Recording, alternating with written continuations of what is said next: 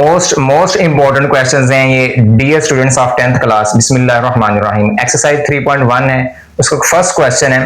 First question के अंदर आपने क्या चीज बतानी है, देखें, write the number of rows and number of columns in each matrix. ये आपके सामने मैट्रिक्स दिए हुए हैं जो कि ब्रैकेट्स के अंदर है, ठीक है। इनमें रोज भी हैं और कॉलम्स भी हैं। सबसे पहले हमें ये जानना है कि रो किसे कहते हैं। रो ये जो उसकी हॉरिजॉन्टल लाइन है इसको रो कहते हैं, यानी 0 0 ये एक रो है फर्स्ट, 0 0 ये सेकंड रो है, और ये वाला जो 0 0 है ये कॉलम है फर्स्ट कॉलम, ये वाला 0 0 सेकंड कॉलम है। इट मींस यहाँ पे जो रोज हैं हम इसको आर से दौर कर लेते हैं, ये 2 है, और जो कॉलम्स हैं वो भी 2 हैं। इसी तरह से इसके अंदर हम लिखेंगे कि आर, इसके अंदर देखें रोज, ये जो 3 है ये एक रो है, 4 जो है ये एक रो है, चाहे इधर कुछ भी ना हो, 7 एक रो है, तो लिहाजा आपके पास 3 रोज हैं। और कॉलम आपके पास सिर्फ एक ही है जो कि अमूदी लाइन है।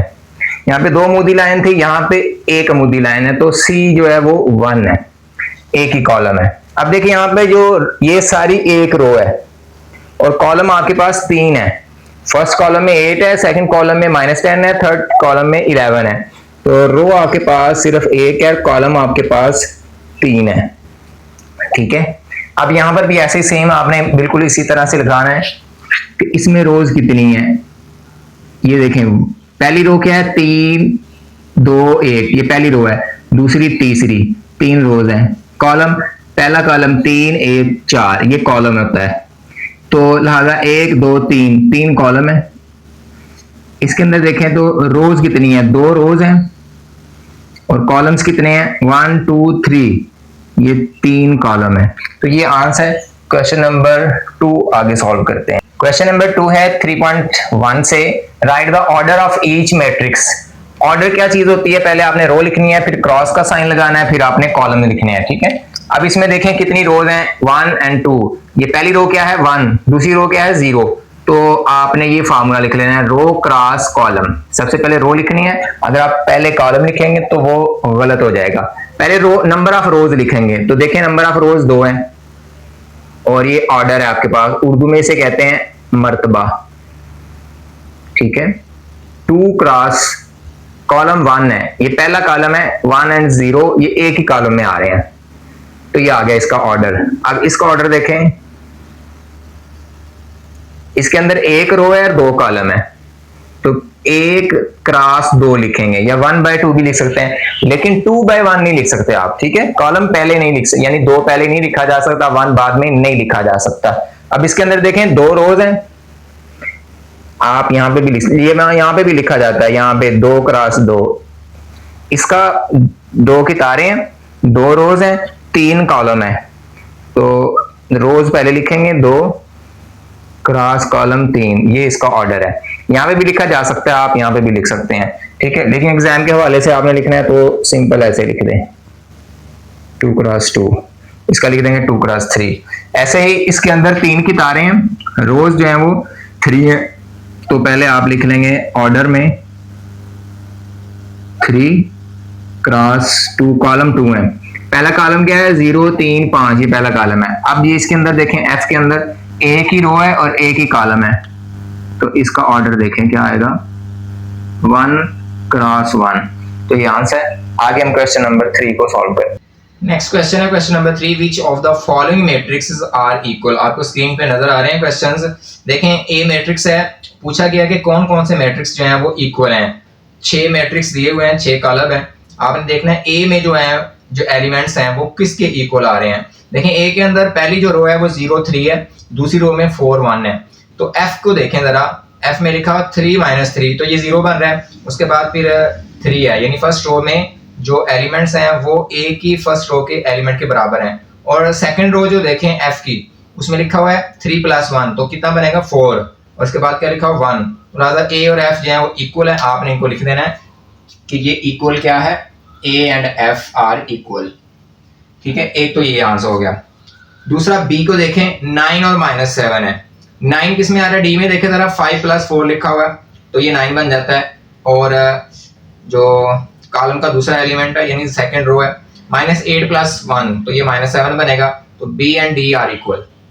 आप लिखेंगे b and d are equal, तो ये आंसर हो गया एक। फिर उसके बाद रह गया जी सी। अब सी किसके इक्वल आ रहा है? सी में लिखा हुआ है 2 मल्टीप्लाई बाय 3, तो 2 मल्टीप्लाई बाय 3 कितना बनेगा? 6। तो ई के अंदर देखें फर्स्ट एलिमेंट जो है वो 6 है, और सी के अंदर देखें 2 माइनस 1, तो ई में भी है 1।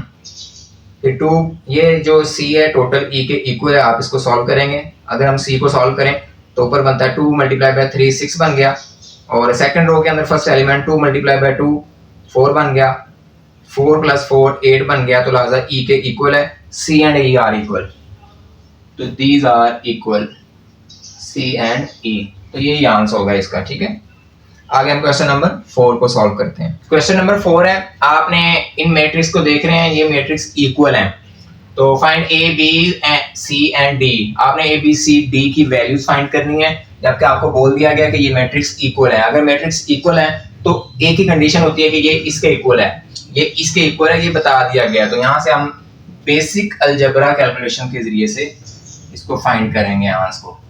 a plus 2 is equal to 5 है।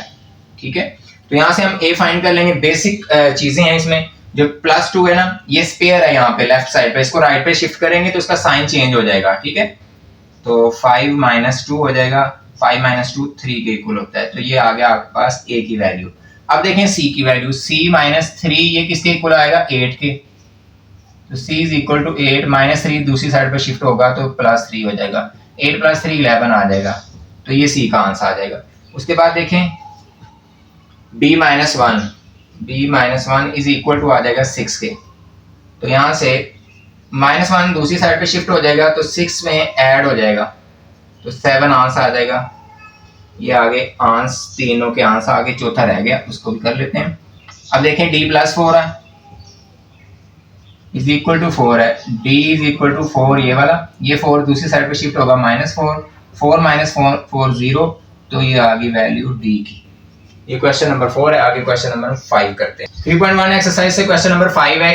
क्वेश्चन के अंदर जो हमें चीज बताई गई है कि ये दो मैट्रिक्स इक्वल है आपस में। अगर ये इक्वल है तो ये वाली एलिमेंट इस एलिमेंट के इक्वल है, ये वाला एलिमेंट इस एलिमेंट के इक्वल है, ये एलिमेंट इसके इक्वल है, ये एलिमेंट इसके इक्वल है। हमने क्या करना है, अगर ये इक्वल है, if find x and y, तो हम इसको 9 के इक्वल रखेंगे। 2x plus 1 is equal to 9। यहाँ से हमने शिफ्ट करना है 1 एंड 2 को राइट पे शिफ्ट करना है। तो देखें 1 जो है ना, ये दूर का रिश्तेदार है, 2 जो है x के करीब का रिश्तेदार है, तो पहले 1 उधर शिफ्ट होगा।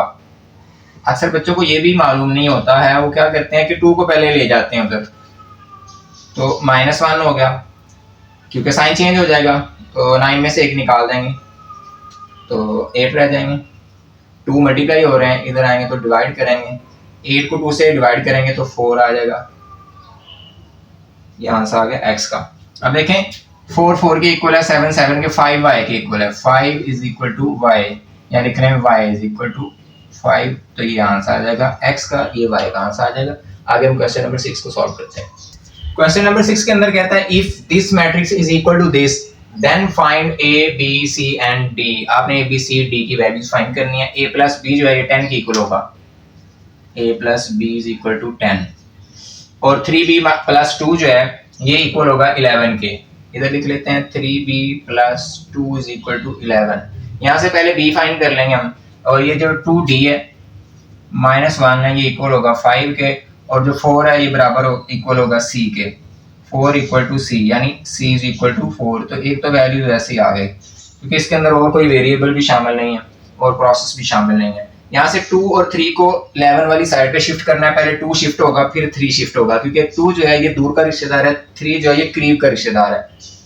3b तो दूर का रिश्तेदार जो है वो पहले चला जाएगा, 2 इधर आएगा माइनस हो जाएगा तो 9 रह जाएगा। अब b 3 मल्टीप्लाई हो रहा है तो डिवाइड करेगा, 3 आ जाएगा, b की वैल्यू आ गई 3।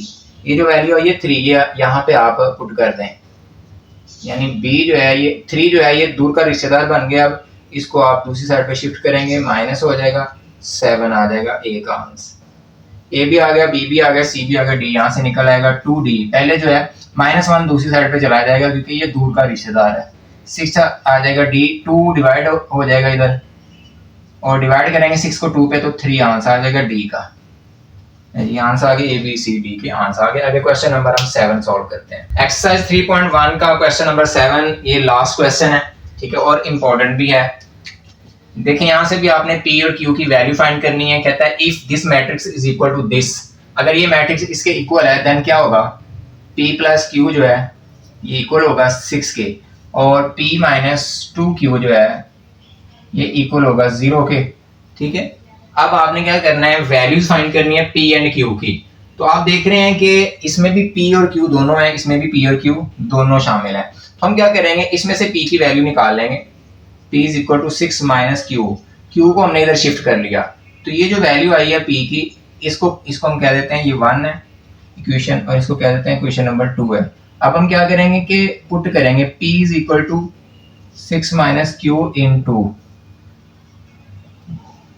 ये पुट किया हमने इसमें, तो P की जगह पे आ जाएगा 6 minus Q minus 2Q is equal to 0। तो ये हो जाएगा आपके पास 6 माइनस 1 माइनस 2, तो ये हो जाएगा minus 3Q is equal to 0। Minus 3Q को दूसरी साइड पे शिफ्ट कर लेंगे, प्लस 3Q हो जाएगा, और 6/3, ये 3 जो है ये आ गया फ्रैक्शन में, मल्टीप्लाई हो रहा है, इधर डिवाइड करेगा तो 2 आ जाएगा आंसर Q का आंसर ऐसे मालूम करेंगे। अब ये जो 2 है यहाँ पे शिफ्ट लगा देंगे, पुट कर देंगे, 6 माइनस Q की जगह पे 2 आ जाएगा, तो P की वैल्यू इन नंबर्स आ जाएगी, 6 माइनस 2 4 आ जाएगा। तो ये जो क्वेश्चन होगा P का, P इज इक्वल टू 4।